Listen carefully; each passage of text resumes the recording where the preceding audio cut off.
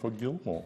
Thank you, Deputy Speaker. Well, veterans in my electorate of Gilmore are very much loved and play a big part in our communities.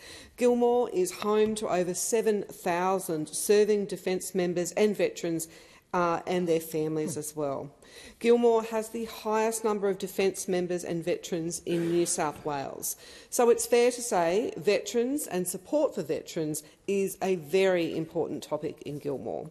One of the many things I have really cherished in my role has been building good relationships with all our local RSL clubs, Vietnam Veterans Associations and all our local veterans groups.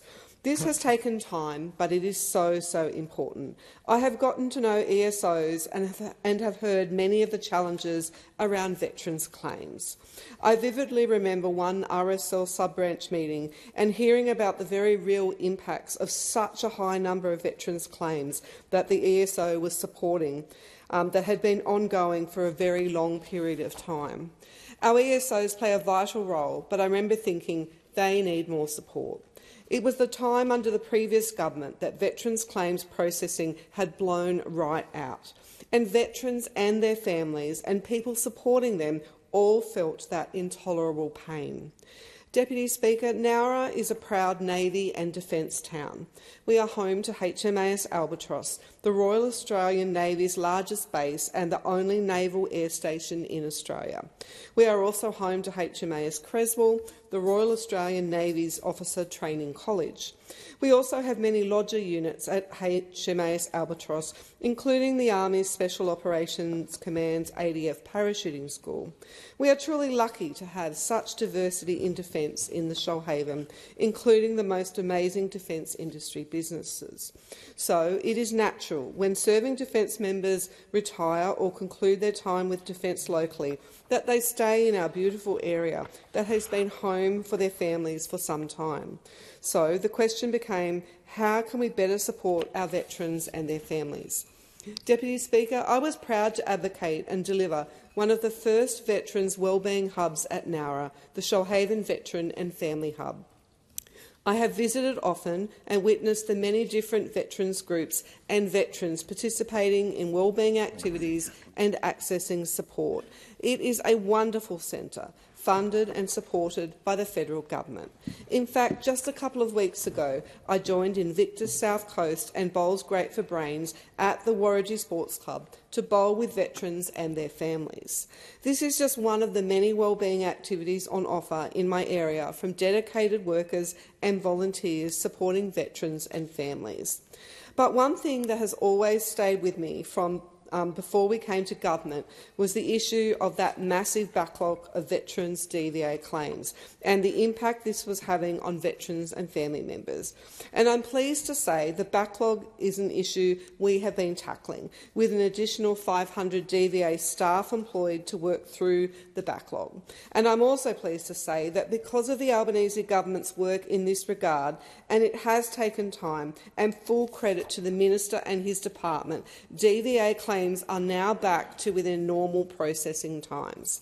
However, adding to the complexity of the claims process is that under the current legislative model, veterans' entitlements are determined under one or more of three primary compensation acts: the Military Rehabilitation and Compensation Act 2004, MCRA, the Veterans Entitlements Act 1986, VEA, and or the Safety, Rehabilitation and Compensation Defence-Related Claims Act 1988, DR. And when the interim report into the Royal Commission into Defence and Veteran Suicide recommended that the legislative regime supporting veteran entitlements be simplified and harmonised, guided by recommendations of the 2019 Productivity Commission report, A Better Way to Support Veterans, that's what the Albanese government set out to do and is doing with this legislation.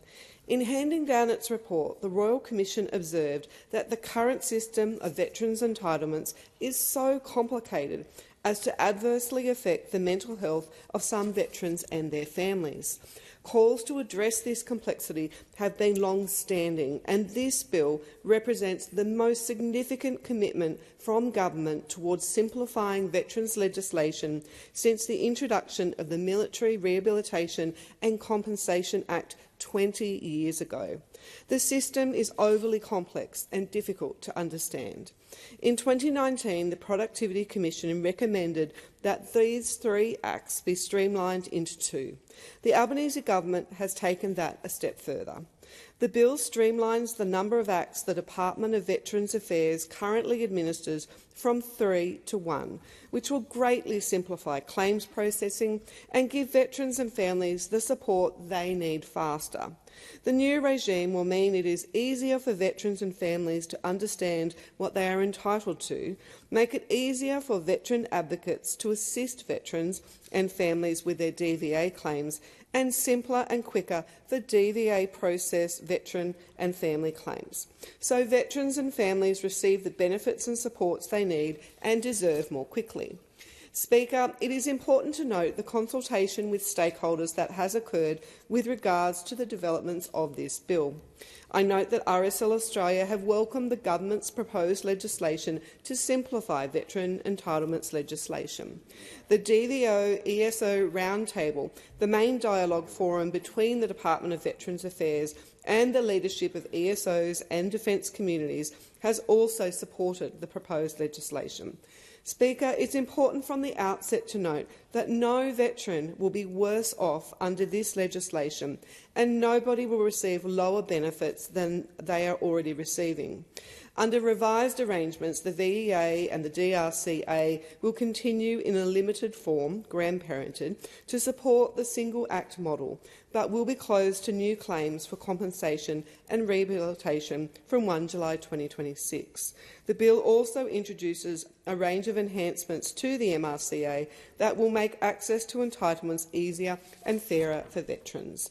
Many of the enhancements have been shaped by feedback provided from the veteran community across 2 separate consultation periods in 2023 and 2024. To conclude, Speaker, we all come to this place, I believe, in a position to do good for people in our communities that we represent. For me, that always means trying to understand my constituents as best as I can. I have taken very seriously understanding my local bases at HMAS Albatross and HMAS Creswell, and importantly, the fine defence members and veterans that support our bases, capability and community. I have immersed myself at every opportunity to understand our local defence environment and that of our nation, from parachuting with the ADF Parachuting School at Nowra to flying in a Romeo helicopter simulator and doing damage control exercises off our south coast in the Collins-class submarine HMAS Rankin. I am listening, and I will always continue to listen to defence members and veterans. And today, with this legislation, I hope this legislation goes some way to supporting veterans and their families, those same defence members and veterans that have put their lives on the line to protect us all. I commend the bill to the House.